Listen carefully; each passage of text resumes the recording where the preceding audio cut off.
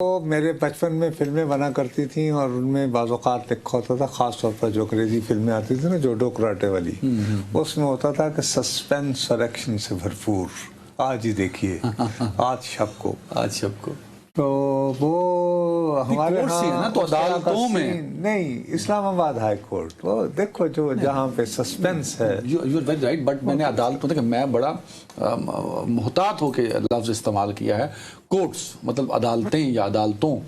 हमको याद होगा कि इस साल जब अदालती साल शुरू हुआ है तो हमने बाकायदा भरपूर एक सेगमेंट किया था जिसमें चीफ जस्टिस साहब ने जो फरमाया उस पर बात की, कुछ जजेस वहाँ सीनियर जजेस गैर हाजिर भी रहे तो उस पर भी बात हुई। तो मामला कोर्ट्स का ही है, तो इस्लामाबाद कोर्ट का आपने नाम ले लिया, तो इस्लामाबाद हाई कोर्ट की ही तरफ मेरा इशारा था, बेसिकली उसी पर हमने बात करनी है। मुअज़्ज़ज़ जज हैं जहांगीरी साहब, तारिक महमूद जहांगीरी साहब, उनके हवाले से कोई पेशरफ्त हुई है। वसीम मलिक साहब हमारे साथ हैं। वसीम भाई खुशामदीद। सबसे पहले तो जो तारिक महमूद जहांगीरी साहब का वाला मामला है, अगर आप शुरू करने से पहले ज़रा डिटेल में मुख्तसरन पूरी तारीख बता दें, हिस्ट्री बता दें, बैकग्राउंड इसका है क्या?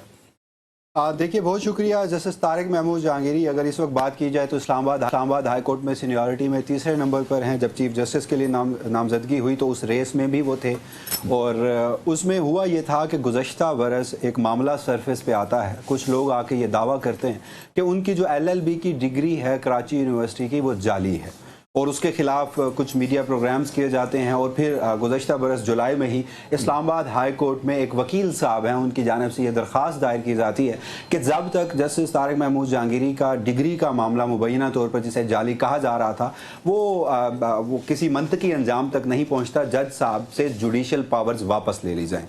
उसके बाद होता यह है कि गुज़श्ता बरस इसी माह ही कराची यूनिवर्सिटी का एक सिंडिकेट इजलास होता है। वहाँ पर एक रुकन जो है सिंडिकेट के वो लापता हो जाते हैं, फिर वो मंजर आम पे आते हैं, तो पूरा एक नया नहीं वसीम, लेकिन मुझे एक बात बताना कि इस वाक़े से पहले एक और वाक़या भी तो होता है ना जी। ये गालिबन उन जजेस में शामिल हैं जो ये इल्ज़ाम लगाते हैं कि इनके घर कोई कैमरे शैमरे नस्ब हुए थे और इनकी नक्लो हरकत पे निगाह रखी जा रही थी। ये वही है ना ऑनरेबल जज साहब? जी हाँ, बिल्कुल। 25 मार्च 2023 को एक खत सामने आया था, 6 जजेस का दस्तखत थे। ठीक है, आई जस्ट वांटेड टू जी हाँ, बिल्कुल आपका इशारा दुरुस्त था, उन जजेस में शामिल थे। जिसके बाद होता यह है कि उसके बाद भी ये जज साहब जो है वो अपनी अदालती कार्रवाई जो है वो जारी रखते हैं। इवन के इंतखाबात होते हैं और इस्लामाबाद के तीनों हलकों में इन जज साहब को ट्रिब्यूनल भी नामजद कर दिया जाता है। आल-दो के बाद में जब कार्रवाई का आगाज होता है तो ट्रिब्यूनल इनसे लेकर एक रिटायर्ड जज के हवाले कर दिया जाता है। मामला फिर आगे बढ़ते रहते हैं। तो गुज़श्ता हफ्ते वो जो दरख्वास्त गुज़श्ता बरस कार्रवाई के लिए दायर की गई थी, उसके ऊपर आज समाअत रख दी जाती है। इस्लामाबाद हाई कोर्ट के चीफ जस्टिस है सरफराज डोगर और एडिशनल जज वसीम प्लीज यहाँ इसको करेक्ट कीजिएगा, टाइम की भी कमी है इसलिए हम खिलारा नहीं डालना चाहते।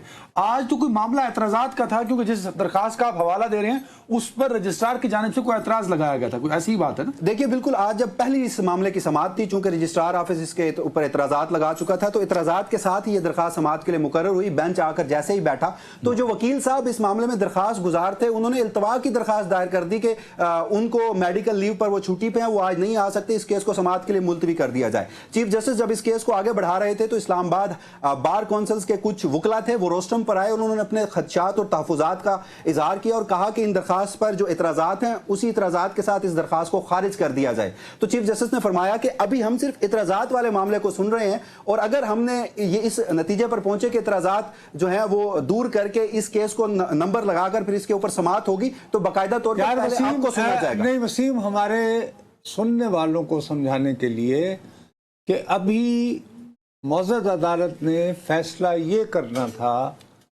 कि जो दरख्वास्त मियाँ दाऊद नाम के एक ऑनरेबल वकील ने दाखिल कर रखी है, जो इनकी डिग्री को क्वेश्चन करती है, क्या वो काबिल समाअत है भी या नहीं, यही फैसला करना था ना? देखिए, मुख्तलिफ बार्स थी। पहले फैसला करना था कि इतराज़ात रहेंगे या ख़त्म होंगे। इतराज़ात जब ख़त्म होते तो फिर ये रजिस्ट्रार ऑफिस को भेजा जाता, रजिस्ट्रार ऑफिस इस दरख्वास्त पे नंबर अलॉट करता। नंबर अलॉट होने के बाद बेंच में समाअत के लिए मुकर्रर होता। फिर अगला मरहला था मेंटेनेबिलिटी का कि काबिल समाअत है या नहीं, और फिर तीसरा मरहला था कि अपने ही जज جو کہ اسی ہائی کورٹ کے ہیں ان کے خلاف یہ کوگنیزم لیا جا سکتا ہے کیونکہ یہ معاملہ سپریم جوڈیشل کونسل میں بھی پینڈنگ ہے. تو 3 مرحلے عبور کر کے پھر جج صاحب کو نوٹس کیا جانا تھا, پھر اس کے اوپر سماعت ہونی تھی. آج کمرہ عدالت میں بھی چیف جسٹس نے ایگزیکٹلی اسی طریقہ کار کو فالو کرنے کا اشارہ کیا اور پھر کمرہ عدالت میں ایک فیصلہ لکھوایا کہ جب تک سپریم جوڈیشل کونسل اس درخواست ان کے خلاف, جج صاحب کے خلاف جو وہاں پر شکایت ہے اس پر فیصلہ نہیں کر لیتی, تب تک یہ معاملہ اسلام آباد ہائی کورٹ میں زیر التوا رہے گا. معاملہ یہاں پر ختم ہوا, جج صاحبان اٹھ کے چیمبر میں چلے گئے. اس کے بعد کچھ ذرائع سے یہ اطلاعات سامنے آنے لگی کہ جج صاحب سے اختیارات جو ہیں وہ واپس لے لیے گئے ہیں. اس کی ابھی تصدیق اس لیے نہیں ہو سکتی تھی اس وقت تک کیونکہ کوئی تحریری حکم نامہ سامنے نہیں آیا تھا. پھر فردر مین وائل ایک روسٹر جاری ہوتا ہے اسلام آباد ہائی کورٹ کے ججز کا, جس میں پہلے جو روسٹر تھا اس میں جسٹس طارق جہانگیری کے بینچز تھے. نئے روسٹر میں جسٹس جہانگیری کے بینچز شامل نہیں تھے, جس سے یہ پھر مزید ازیوم کیا گیا کہ شاید واقع ہی ان سے اختیارات جو ہیں وہ واپس لے لیے گئے ہیں. لیکن تب بھی ایک کشمکش تھی کہ کمرہ عدالت میں تو ایسا بالکل نہیں ہوا تھا, لیکن چیمبر میں جج صاحب ایسا فیصلہ کیسے جاری کر سکتے ہیں. اس کے بعد ہوا یہ کہ پھر ذرائع سے ایک خبر ہم نے رپورٹ کی اور اس میں ہمیں یہ پتہ چلا کہ نہ صرف اختیارات واپس لے لیے گئے ہیں, وفاقی حکومت سے معاونت مانگی گئی ہے اور 2 عدالتی معاونین اس سلسلے میں مقرر کیے گئے ہیں جو کہ پی ایم ایل این دور کے ایک اٹارنی جنرل ہیں اشتر اوصاف صاحب اور پی ایم ایل این کے ایک سابق سینیٹر ہیں, اب وہ وکیل ہیں. ان دونوں معزز وکلا کی جو رہنمائی ہے وہ اس کیس میں لی گئی ہے اور کیس کی سماعت جو ہے وہ ملتوی کر دی گئی ہے.